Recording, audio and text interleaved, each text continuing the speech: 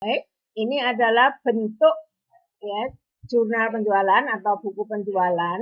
Saudara juga bisa melihat di mulai halaman 4 nak yang di bawah. Jadi yang dicatat di sini itu adalah penjualan yang dilakukan secara kredit. Ya, dari tanggal transaksi, nomor bukti transaksi, keterangan itu biasanya nama debiturnya, kemudian referensi, kolom debit dan kredit, ya karena yang di debit di kredit itu nanti akunnya sesuai dengan yang ada di situ, ya. Secara harian, jadi secara harian sesuai dengan tanggal itu langsung dipindah bukukan ke buku besar pembantu piutang, jadi atas nama masing-masing debitur.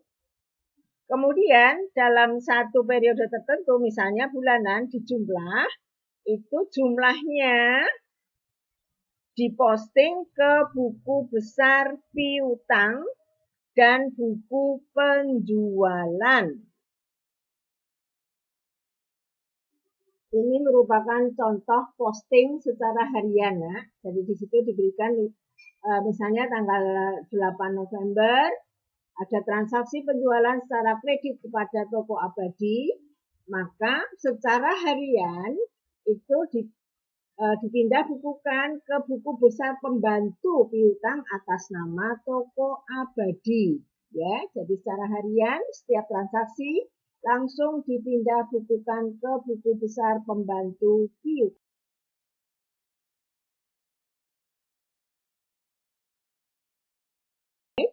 Setelah semua transaksi penjualan secara kredit dimasukkan ke jurnal penjualan atau buku penjualan, secara periodik dijumlah.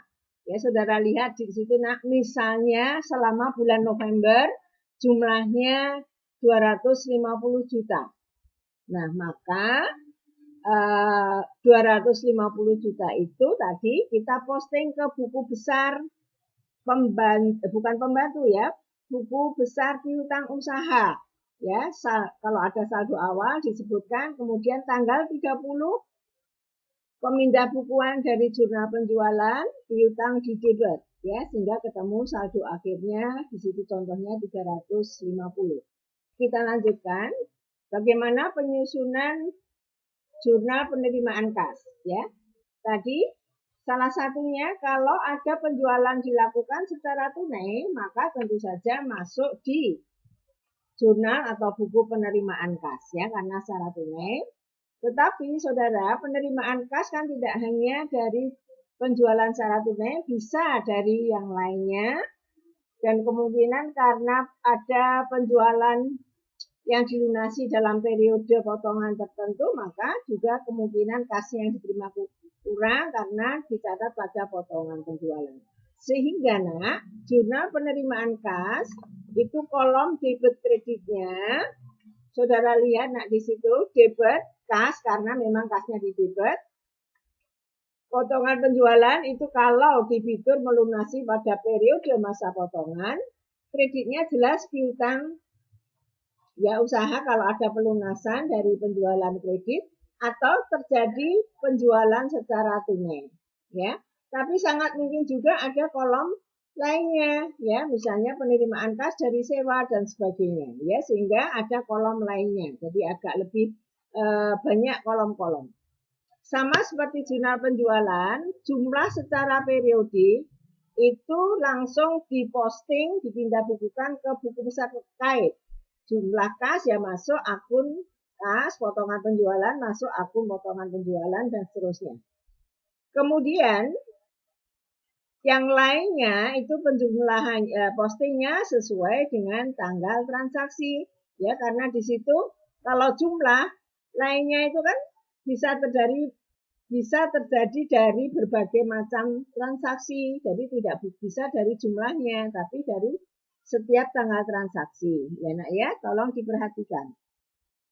Saudara sekalian, tolong buka halaman 6. Kita pelajari contoh di situ untuk perusahaan Adijaya, ya, meskipun nanti tidak semuanya, ya. Tolong dilihat nak. Saudara lihat transaksi yang pertama,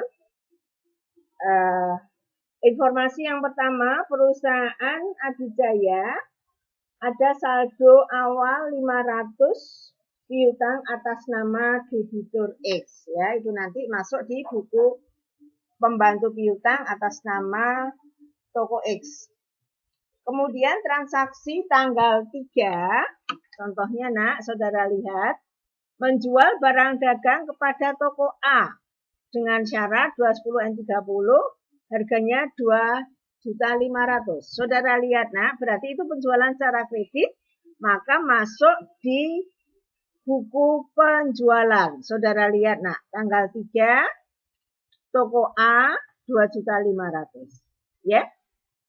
Nah, dengan demikian, saudara lihat nak, di buku pembantu piutang atas nama toko A, langsung diposting di situ. Ya, sumbernya dari buku penjualan, debit 2.500.000, ada di halaman 8. Tolong dilihat, nah, dipelajari. Ya. Kemudian berikutnya, tanggal 5, menjual barang secara tunai. Nah, karena secara tunai, maka masuk buku penerimaan kas. Saudara lihat, nak, penjualan tunai, debitnya kas, kreditnya masuk ke kolom penjualan. Berikutnya sama, nanti dipelajari. Nah, saudara lihat, nak, di situ setelah semua transaksi dicatat, buku penjualan totalnya 8.250. Ya, tadi sudah dijelaskan, langsung kita posting ke buku piutang dagang dan buku penjualan. Saudara lihat di halaman 7. Piutang dagang di debit tanggal 30 Oktober, kemudian penjualan di kredit tanggal 30 Oktober. Kalau ada saldo awal, saudara juga harus mencatat terlebih dahulu. Ya, demikian juga dengan buku penerimaan kas. Nah, jumlah akhirnya kasnya saudara pindahkan ke akun kas. Ya, saudara lihat nak, nama akun kas. Potongan penjualan itu sumbernya dari buku potongan penerimaan kas. Ya, saudara lihat. Ya, tolong dipelajari nak. Nanti kalau ada yang tidak paham bisa didiskusikan.